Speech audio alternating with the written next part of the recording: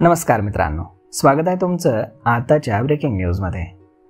मित्रांनो, भारतामध्ये काही वर्ष मागे गेल्यास देशभरामध्ये एकत्र कुटुंब पद्धतीची पाळंमुळं ही अधिक घट्ट असल्याचं पाहायला मिळतं। मात्र बदलत्या काळानुसार कुटुंब पद्धतीची व्याख्या बदलली आहे आणि यातूनच विभक्त कुटुंब पद्धती उदयास आली आहे। कामानिमित्त, शिक्षणानिमित्त किंवा आणखी काही कारणांमुळे एकत्र कुटुंबांनी सुद्धा विभक्त कुटुंब पद्धतीची वाट धरली आहे आणि यातूनच अनेक नात्यांमध्ये देखील वितुष्टता आलेली आहे। थेट न्यायालयापर्यंत ही प्रकरणं पोहोचून बऱ्याच प्रकरणांमध्ये मुलांना लहानाचं मोठं करणाऱ्या आईवडिलांना स्वतःच्याच मान सन्मानासाठी लढा द्यावा लागलाय। आईवडिलांचा मानसिक छळ केला असता त्यांच्याकडे मुलांना संपत्तीतून बेदखल करण्याचा अधिकार आहे का, याच महत्त्वाच्या प्रश्नासंदर्भात सर्वोच्च न्यायालयाने एक महत्त्वाचा निकाल सुनावलाय। संपूर्ण देशाचं लक्ष या निकालाने वेधलंय। सर्वोच्च न्यायालयाने या प्रकरणी सुनावणी करत असताना ज्येष्ठ दाम्पत्याची याचिका फेटाळून लावली आहे। आपल्या मुलाला घरातून काढण्याची मागणी करणारी याचिका सर्वोच्च न्यायालयामध्ये या दाम्पत्यानं दाखल केली होती। या याचिकेमध्ये maintenance and welfare of parents and senior citizen act 2007 या ज्येष्ठ नागरिक कायद्याचा हवाला देण्यात आलाय। ज्येष्ठ नागरिकांना पालन पोषणासंदर्भात अधिकारांवरती या कायद्यातनं भाष्य करण्यात आलं असलं तरीही त्यामध्ये बेदखल करण्यासंदर्भातील अधिकार मात्र देण्यात आलेले नाहीत। न्यायालयानं ही बाब अधोरेखित करत निकाल सुनावला असला तरीही आणखी एक महत्त्वाचा मुद्दा अधोरेखित केलाय। जर वयस्कर नागरिकांनी कोणत्याही अटीशर्थींशिवाय मुलांच्या नावे संपत्ती केली असेल आणि त्यांच्या अटीशर्थी पूर्ण न झाल्यास आईवडिलांकडे मुलांना संपत्तीतून बेदखल करण्याचा अधिकार असतो।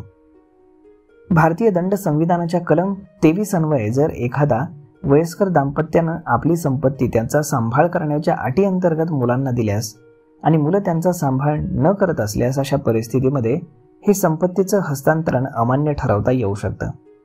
अशा प्रकरणांमध्ये ज्येष्ठ नागरिकांनी लवादामध्ये तक्रार देत आपली संपत्ती ते पुन्हा परत मागू शकतात।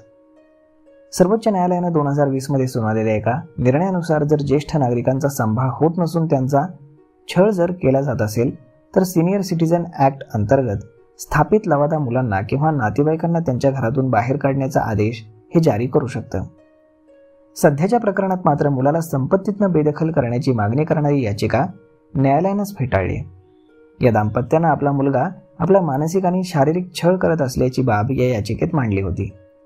2019 मध्ये लवादाकडनं या दाम्पत्याला अंशित दिलासा देत मुलाला घराच्या इतर कोणत्या भागात न वावरता फक्त आपलं दुकान आणि खोलीपुरतं सीमित राहण्याचा आदेश दिला होता।